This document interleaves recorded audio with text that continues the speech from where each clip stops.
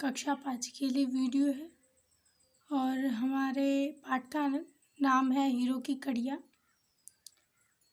पाठ 5 है, तो चलिए शुरू करते हैं। ये बहुत ही रोचक कविता है, जिसको ध्यान से सुनिएगा। हरी घास पर बिखेर दी है ये किसने मोती की लड़ियाँ, कौन रात में गूंथ गया है ये उज्जवल हीरो की कड़ियाँ। जुगनू से जगमग जगमगिए कौन चमकते हैं यो चमचम, नभ के नन्हे तारों से ये कौन दमकते हैं यो दमदम। हरी घास पर बिखेर दी है, अर्थात जो छोटी छोटी हरी हरी घास है उसके ऊपर जो ओस की बूंदें पड़ी हैं वो मानो एक मोती के समान प्रतीत होती हैं। ऐसा उनको देखने से लगता है कि कोई रातों रात, ये सुबह की खबर है, कोई उनको देख के ऐसा प्रतीत होता है कि कोई रातों रात हीरो की कड़ियों से, यानी कि जो उनकी चमक है वो हीरो के समान है, तो उन हीरो की कड़ियों से पूरी रात में कोई उन घास के ऊपर मोती की लड़ियाँ बिछा दिया है। ऐसे देखने से प्रतीत हो रहा है कि वो हीरो की लड़ियाँ बिछी हुई हैं घास के ऊपर। जुगनू से जगमग जगमगिए कौन चमकते हैं यो चमचम। इन बिंदुओं को, इन ओस के कड़ों को देख के ऐसा लग रहा है कि ये जुगनू से, जैसे कि एक घनी रात में, अंधेरी रात में जब जुगनू चमकते हैं तो उनकी जो रोशनी होती है वो बहुत ही मनभावन लगती है। देख के उसको बहुत खुशी होती है, हम लोग उसको पकड़ना भी चाहते हैं और ये बहुत अच्छा एक हमारे लिए खेल भी होता है। तो उन ओस के कड़ों की जो तुलना है कवि किससे कर रहे हैं? जुगनू से। अर्थात वो कह रहे हैं कि जुगनू से कौन से, जुगनू की तरह चमकने वाले क्या चीज़ें हैं जो कि इतनी खूबसूरती प्रदान कर रहे हैं घास को या इस सुबह को। नभ के नन्हे तारों से ये कौन दमकते हैं यो दमदम।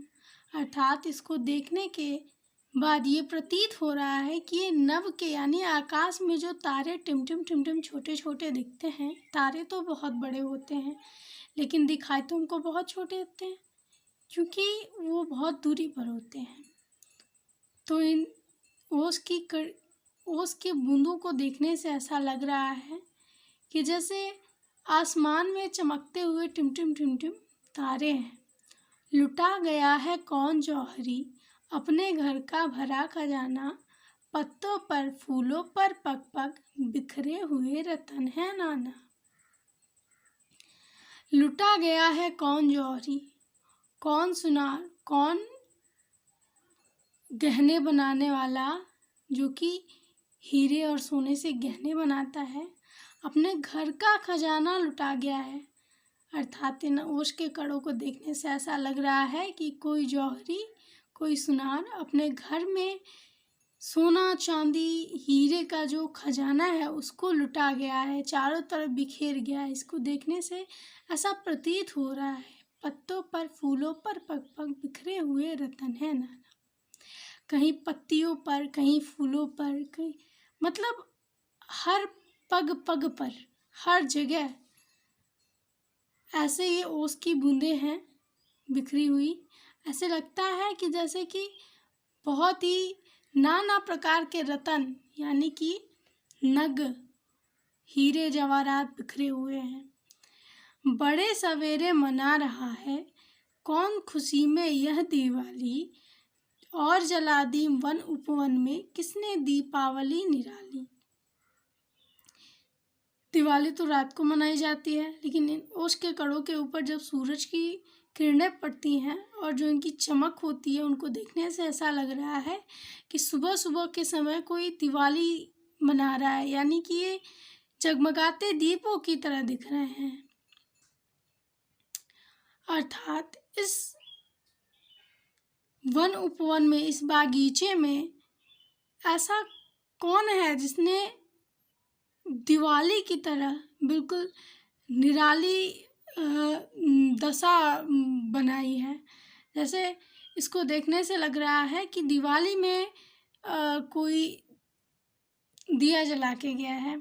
जी होता इन ओष्कड़ों को अंजलि में भर घर ले आऊं, इनकी शोभा निरख निरख कर इन पर कविता एक बनाऊं।